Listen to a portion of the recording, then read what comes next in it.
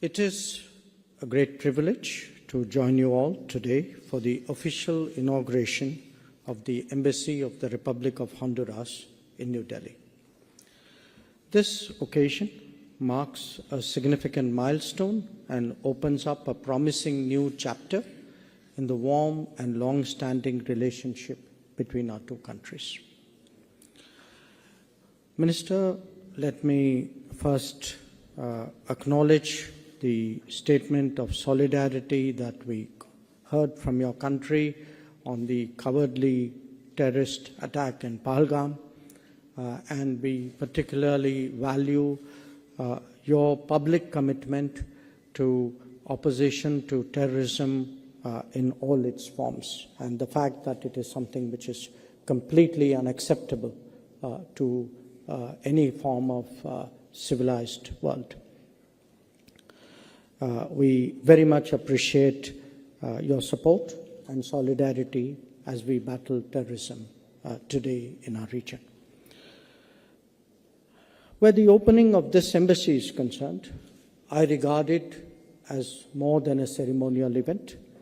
It is a testament to the shared vision and mutual commitment of our two nations to deepen our bilateral ties, to fortify our institutional linkages, and to expand the frontiers of our cooperation. It reflects our common aspiration to forge partnerships, not just with Honduras, but with the larger region, relationships that transcend geography and embody the values of mutual respect, solidarity, and shared progress. Excellencies, dear friends, since the formal establishment of diplomatic relations between India and Honduras on the 28th of September 1994, our relationship has grown steadily across multiple dimensions: political, commercial, developmental, and cultural. Our engagements have been guided by a spirit of friendship and a strong belief that international cooperation serves the broader interests of humanity. In the last 3 decades, our economic engagements have grown steadily. They've been underpinned by trade, by investment, by technical cooperation. Bilateral trade is today a little in excess of $300 million, 310 to be exact. And we have a diversified basket which includes pharmaceuticals, textiles, automobiles, and machinery, while we import coffee, wood, and leather from Honduras. Now, this commercial exchange highlights the considerable potential that exists in areas such as agribusiness, renewable energy, healthcare, information technology, manufacturing. In fact, Minister, all the areas that we discussed today in our very productive talks earlier in the afternoon. We recognize the need today to strengthen our business-to-business linkages, to foster greater investment partnerships, and to explore complementarities while exchanging experiences. Where Indian companies are concerned, I do want to recognize that they have a particular interest in renewable energy and IT-enabled service sectors. We think that your country's strategic location, its favorable investment climate, and its demand for sustainable solutions make it an attractive destination. Recently, Hondatel, which is your national telecom operator, had signed a memorandum of understanding with one of our major telecom players, Reliance Jio, paving the way for the rollout of a 5G network in Honduras.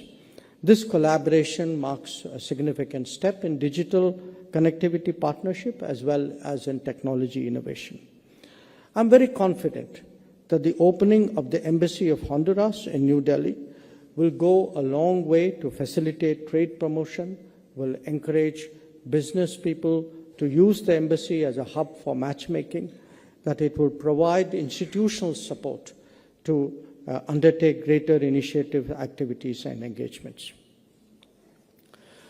I also want to share on this occasion the discussions that we've had today, and I think some of our earlier meetings as well, the fact that as part of Global South cooperation, we have the possibility of exchanging developmental experiences.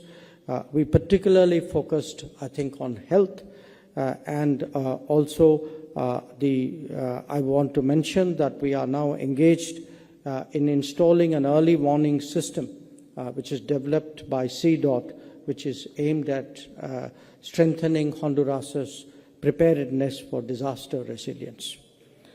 Our collaboration on the global stage has found many meaningful expressions, including in the United Nations. We very much value the consistent support that we received from Honduras in various multilateral activities. I also want to mention the Indian diaspora in Honduras. It is small, but it is vibrant, and it contributes significantly to the local economy, as well as serves as a living bridge of friendship. We are very encouraged today to see the enthusiasm for Indian culture in Honduras, widespread interest in yoga, in traditional Indian wellness practices. And again, I'm sure that the establishment of an embassy here would serve to make that living bridge that much more effective. Let me again stress this broader engagement today that India has with Latin America and the Caribbean. I think it has seen considerable progress in the last few years. When I became minister 6 years ago, I promised many of you or your predecessors that it is certainly a region in which we would take much greater interest, invest much deeper energies, and have much more activity. To me, the opening of an embassy here is an affirmation that this effort that we have made is actually paying off, that the embassy, a resident embassy, is actually a commitment by Honduras to really realize the full potential of our ties.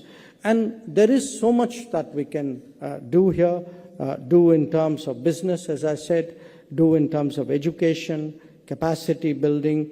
Our iTech program has already been active for many years in Honduras, and we certainly hope that it is something which would grow both in its quality and in terms of the importance of its contribution. So once again, let me, Minister, wish you and your team and your wife all the best on this important occasion. We really appreciate the opening of a resident mission. We see this as one more step in solidifying our relationship with the region. So I'm sure many of our colleagues from Latin America would also join me in welcoming the opening of a resident mission. Once again, my warmest congratulations, and I hope that your presence here today and the opening of a resident mission will create the basis for much more intensive interactions between us in times to come. Thank you very much.